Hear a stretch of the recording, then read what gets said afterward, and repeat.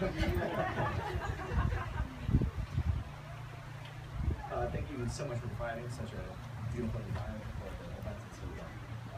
Truth be told, Michael really wanted to have this bowling alley. But the one he selected didn't have enough shoes for all of us, so I appreciate you stepping in and preparing me.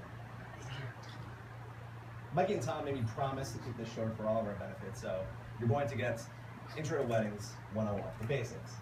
Love, commitment, and our shared promise to nurture those virtues. But before we move on to the fundamentals, I want to mention that a wedding, while sacred, is not what actually unifies a couple. Rather, it is a stage in which the bride and groom testify to their existing bond and proclaim their devotion to preserving its integrity. This ceremony is an opportunity for Tom and Michael to make a promise to themselves, to each other, and those gathered that they will continue to love, cherish, and protect one another for the remainder of their lives. But in reality, not much is really going to change for Tom and Michael in the next few minutes.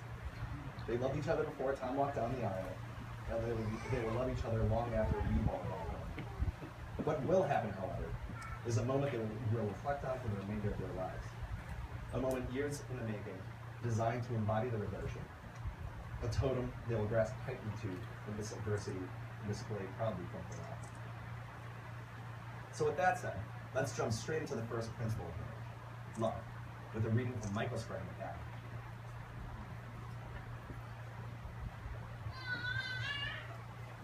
The soft bonds of love are indifferent to life and death. They hold through time so that yesterday's love is part of today, and the confidence in tomorrow's love is also part of today.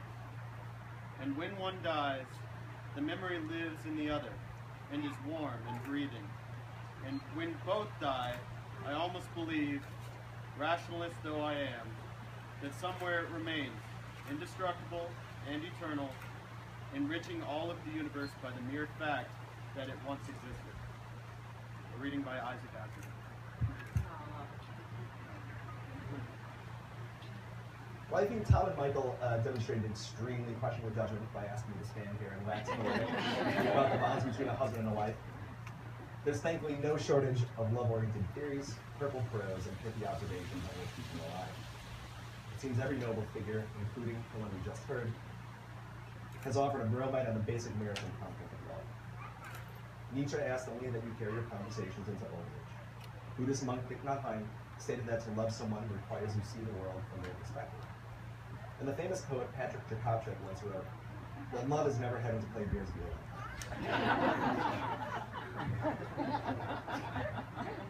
The list of those who've attempted to decode love goes on and on. We have Albert Einstein, which is always a proud favorite. Simone de Beauvoir, though probably not for Mikey's wedding. But we should include Kant, John Locke, all four Beatles, Marcus Aurelius, and Mr. T.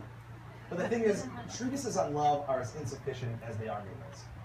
Philosophers, authors, and even friends, though eloquent, will never be able to illustrate what your love means to each other. So, given that, what wisdom can possibly be imparted on your wedding day? What instruction can be given for the path that lies ahead? Well, this is where we rely on you. To continuously strive to demonstrate your love for one another, to communicate via words and actions that your devotion to each other is central to your being. To confront and conquer all the challenges that may experience. And hopefully, in so doing, help all of us develop a more perfect understanding of what love actually is. So yes, Michael, while Amos Presley told us we cannot help falling in love, we would rather you provide a more tangible, profound demonstration of what love really is. We are truly proud of that. This brings us to the second principle, commitment, and a reading from Tom's friend,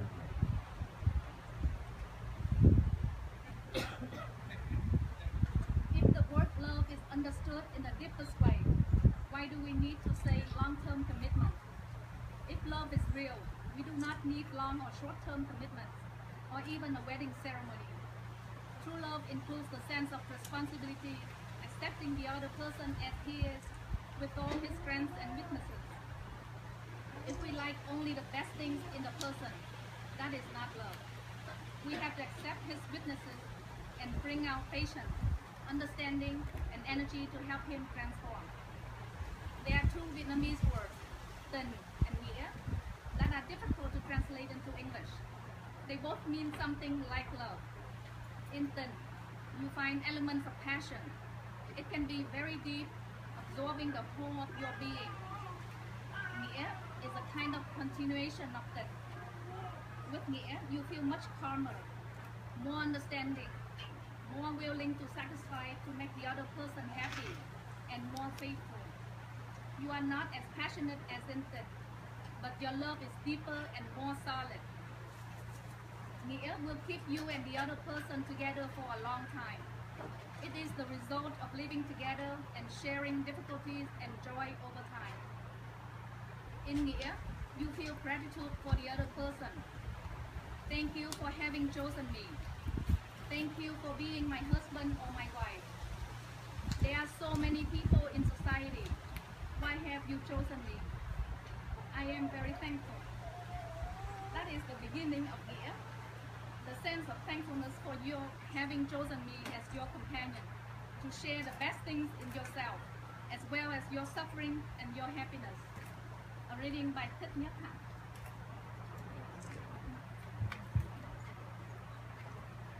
While fundamental to this occasion, love is simply the starting point from which this relationship is led. Because regardless of the myriad forms love may take, without commitment, it is simply passive. Without commitment, love is painful. Without commitment, relationships, once overflowing with affection, will rust on the vine. In the context of marriage, commitment solidifies it, codifies it into a state of grace. A promise, though not always simple to keep, of unending richness. A promise without which marriage loses meaning. We all know that love is something that Tom and Michael have shared for quite some time. Why we're really here today is to observe the most heroic ingredient of successful relationships: commitment. Commitment is the highlight of this ceremony and the foundation of all great relationships like Tom and Michael's. And right now, these two will testify to that fact.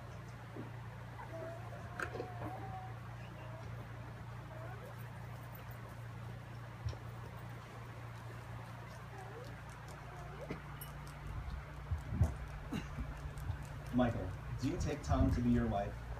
Do you promise to love, honor, cherish, and protect her, forsaking all others and holding only unto her as long as you both shall live? I do.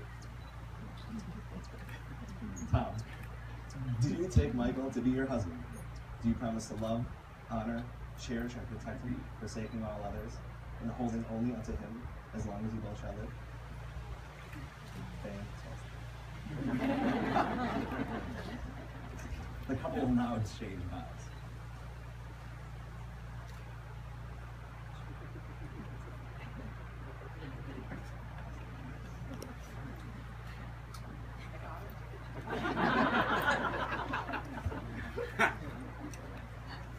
Michael, repeat after me. Tom, this ring I give as a token and pledge.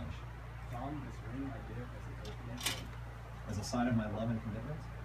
As a sign of my love and commitment. With this ring I be wed. With this ring I be wed.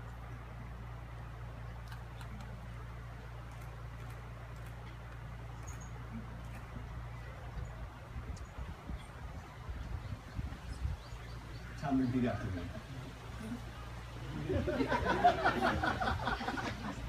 Michael, this ring I give as a token and pledge. As a sign of my love and commitment. With this ring I be wed.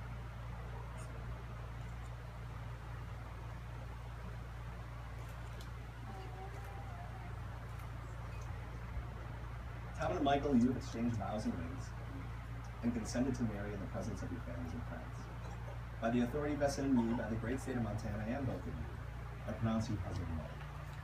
You may now kiss the bride.